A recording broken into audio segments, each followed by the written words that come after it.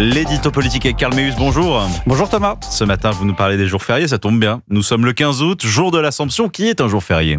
Voilà, et c'est pour ça que j'ai pas prévu de faire d'édito d'ailleurs. J'ai rien préparé, bonne journée, le 15 août, vous l'avez rappelé, attendez, c'est censé être un jour férié pour célébrer la montée au ciel de la Vierge Marie. J'ai donc décidé de prendre ce jour férié. Oui, alors pourtant, vous êtes bien avec nous là ce matin. Oui, par solidarité, et puis c'est la faute de François Bayrou, il faut le dire. Le Premier ministre a proposé la suppression de 2 jours fériés pour trouver des économies qu'il estime à plus de 4 milliards d'euros. Il avait notamment évoqué le lundi de Pâques et le 8 mai, mais d'autres ont commencé à parler du 15 août, principalement les syndicats de l'enseignement. Et les petits malins, la suppression du 15 août comme jour férié n'aurait par définition aucune conséquence pratique, puisque ça tomberait pendant les grandes vacances scolaires.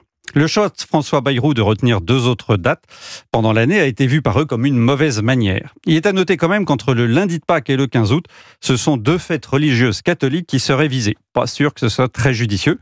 Enfin, c'est en tout cas révélateur du mal français, ce dysfonctionnement du système politique. De quel dysfonctionnement vous voulez parler ? Le fait d'imposer la même règle, la même norme à tout le monde et partout, sur tout le territoire. C'est vraiment une spécialité du centralisme français. Souvenez-vous des 35 heures, imposées par la loi à tout le monde par le gouvernement de Lionel Jospin en 97. C'était tellement absurde que ça a durablement compliqué la vie des entreprises et perturbé le fonctionnement des hôpitaux. Tout le monde a oublié qu'un an auparavant, la loi Robien, votée en 1996, proposait des allègements de charges aux entreprises volontaires qui acceptaient de passer aux 35 heures hebdomadaires. Mais voilà, en France, les politiques n'aiment pas la souplesse et le volontariat. Ils préfèrent quand c'est centralisé, administré et réglementé. Et pourquoi dites-vous que les politiques n'aiment pas la souplesse et le volontariat ?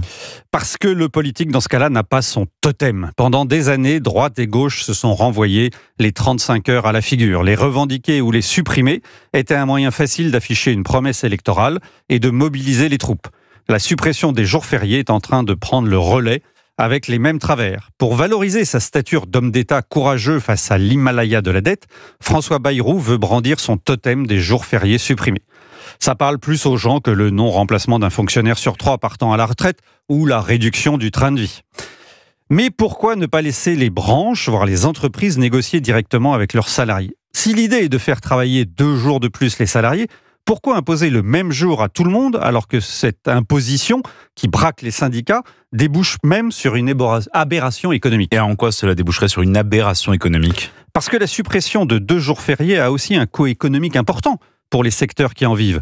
Les entreprises du tourisme, les hôtels, cafés, restaurants, parcs d'attractions, principalement dans les villes côtières, s'inquiètent des pertes de revenus liées à la suppression brutale de ces 2 jours.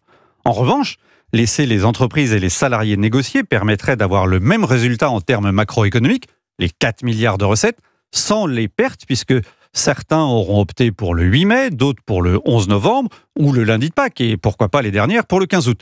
Une situation qui pourrait aussi permettre de régler une partie des problèmes liés au surtourisme dans certains endroits, voire à l'impact économique des embouteillages monstres les jours de grand départ. Entre totem politique et efficacité économique, il va falloir choisir. Mais on sait bien, il y a une chose qui ne changera pas.